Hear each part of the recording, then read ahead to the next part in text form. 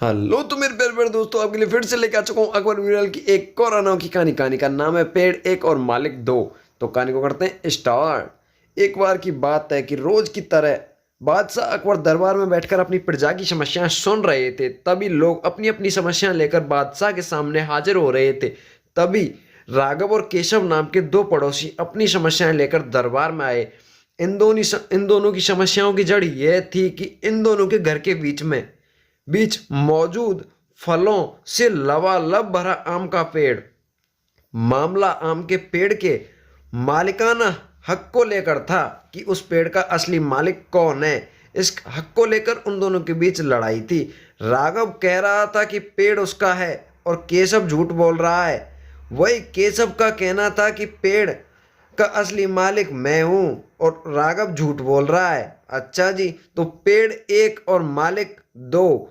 तो पेड़ एक और मालिक दो का मामला बहुत उलझा हुआ था और दोनों में से कोई भी हार मानने को तैयार नहीं था। दोनों पक्षों की बातें सुनकर और सोच विचार करने के बाद बादशाह अकबर ने यह मामला अपने नवरत्नों में से एक बीरबल को सौंप दिया। मामले को सुलझाने और सच्चाई का पता लगाने के लिए बीरबल ने एक नाटक रचा। उस शाम बीरबल ने दो सिपाहियों से कहा कि वे राघव के घर जाएं और कहें कि उसके आम के पेड़ में से आम चोरी हो रहे हैं। उन्होंने उन्होंने दो सिपाहियों को केशव के घर जाकर यही संदेश देने के लिए कहा। तो साथ ही बीरबल ने कहा कि यह संदेश देने वाले वो उनके घर के पीछे छिपकर देखेंगे कि राघव व केशव क्या करते हैं। बीरबल ने यह भी कहा कि राघव और केशव को पता नहीं लगना चाहिए कि तुम उनके घर शाम को चोरी की सूचना लेकर जा रहे हो। सिपाहियों ने बिल्कुल वैसा ही किया जैसा बीरबल ने कहा। दो सिपाही केशव के घर गए और दो सिपाही राघव के घर गए। जब वो वहां पहुंचे तो उन्हें पता चला कि राघव और केशव दोनों ही घर नहीं थे। तो सिपाहियों ने उनकी पत्नियों को यह संदेश दिया और जब केशव घर पहुंचा तो उसकी पत्नी ने आम चोरी होने की सूचना उसे दी। यह सुनकर केशव ने कहा, अरे भाग्यवान, खाना तो खिला दो। आम के चक्कर में अब क्या भूखा ही बैठा रहूंगा।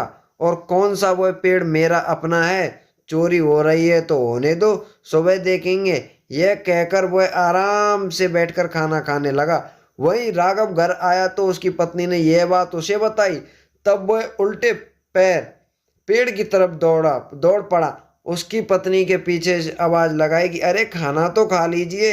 जिस पर राघव ने कहा, खाना तो सुबह खा सकता हूँ, लेकिन अगर आम आज चोरी हो गए तो मेरे पूरे साल की मेहनत फिर पानी फिर जाएगी। सिपाहियों ने दोनों के घर बाहर छिपकर यह सारा नजारा देखा और वापस दरबार में जाकर बीरबल को बताया।